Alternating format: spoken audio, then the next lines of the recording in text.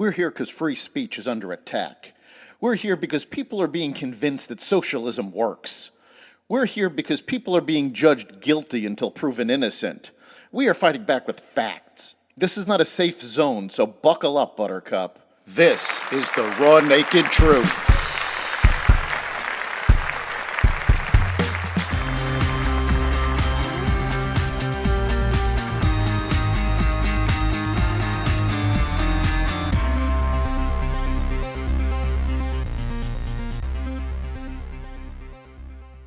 Welcome to the Raw Naked Truth. I'm your host, Eric Lopkin. January 6th marked the one-year anniversary of riots in the Capitol. A true leader would have used this opportunity to call for unity. But leadership is in short supply in Washington. Instead, Joe Biden and Kamala Harris repeated lies in order to push their agenda. So let's get into the truth of the matter. The January 6th riots were a horrible point in American history, and there is no question that those involved should be held accountable. So, who is responsible? The FBI has investigated this and is continuing to move forward on this. According to a report from Reuters, the FBI has found almost no evidence that the January 6th attack on the U.S. Capitol was the result of an organized plot to overturn the presidential election result. This is the claim that Biden and the Democrats keep hammering. Now, the information came to Reuters according to 4 current and former law enforcement officials. Now, though federal officials have arrested more than 570 alleged participants, the FBI believes the violence was not centrally coordinated by far-right groups or prominent supporters of then-President Donald Trump. According to the sources, these folks were one-off rioters. And the sources have been either directly involved or briefed regularly on the wide-ranging investigations. A former senior law enforcement official with knowledge of the investigation told Reuters, quote, 90 to 95% of these are one-off cases. Then you have 5%, maybe, of these militia groups that were more closely organized. But there was no grand scheme with Roger Stone and Alex Jones and all of these people to storm the Capitol and take hostages. So the story that the Democrats and that Biden and Harris both repeated on January 6th is simply not true. There are no facts to support it. Now, fortunately, Americans are not stupid. The truth is that most Americans do not believe January 6th was an attack on democracy.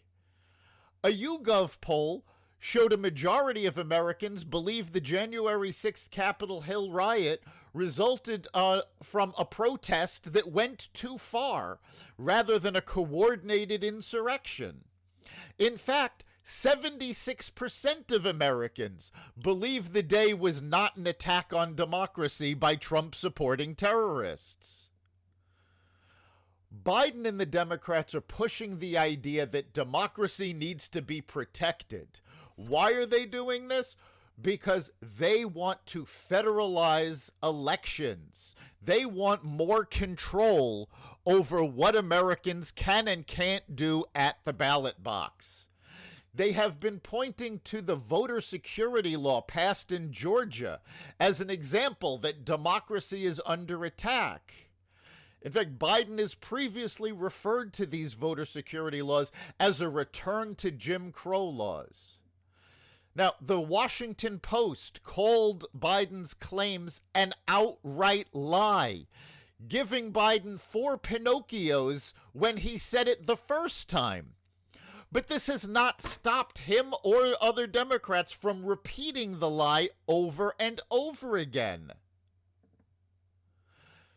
The truth is, the mainstay of these voter security laws is the requirement to show photo ID and prove who you are to be able to vote.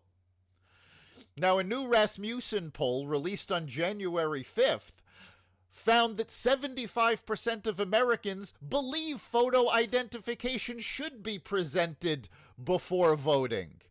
Now, the Democrats have been pushing the idea that this is discriminatory. It discriminates against African Americans. Now, personally, I think it's racist to assume an African American is incapable of getting a voter ID. But according to this Rasmussen poll, 69% of African American voters support voter ID laws.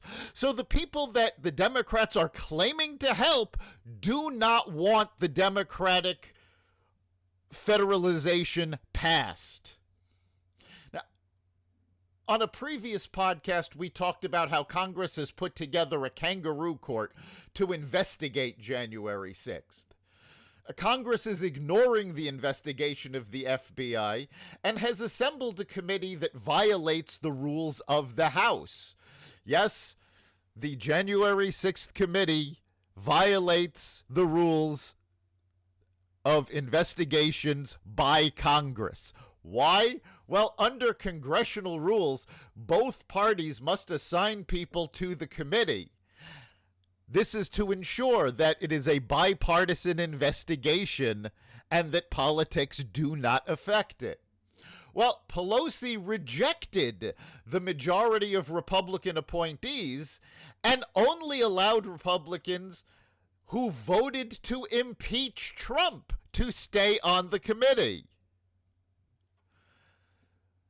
This is in complete violations of impartiality, never mind, as we said, the actual rules of Congress.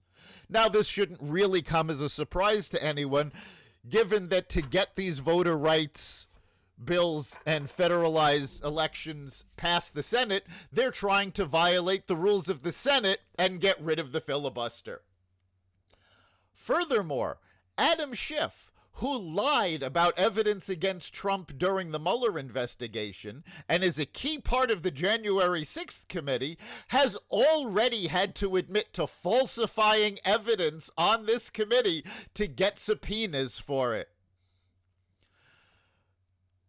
January 6th was a tragedy that should never have happened. It is not the first time in our history that the Capitol has been attacked. It was attacked by Black Panthers in the 70s. It has been attacked by radicals on the left on several occasions over history. None of these attacks should ever have been allowed to happen. Whether you're on the left, the right, the center, violence is not the answer. The FBI investigation has already found people. They've arrested people. They are continuing to do so, and that is what needs to happen. But instead of dealing with the actual events, Democrats have constructed a narrative, ignoring all of the facts, to push their attempt to federalize and take over national elections. The country as a whole should be appalled by the events of January 6th. But they should be dealt with based on the facts, not used as a political tool. That's the raw, naked truth. You can catch every episode of The Raw Naked Truth, as well as the rest of the Xvadio podcast network at xvadio.com/podcasts, as well as Apple Podcasts app, Google Podcasts, Spotify, iHeartRadio, Stitcher, Amazon Music, Audible, and wherever you find podcasts. We'll see you next time.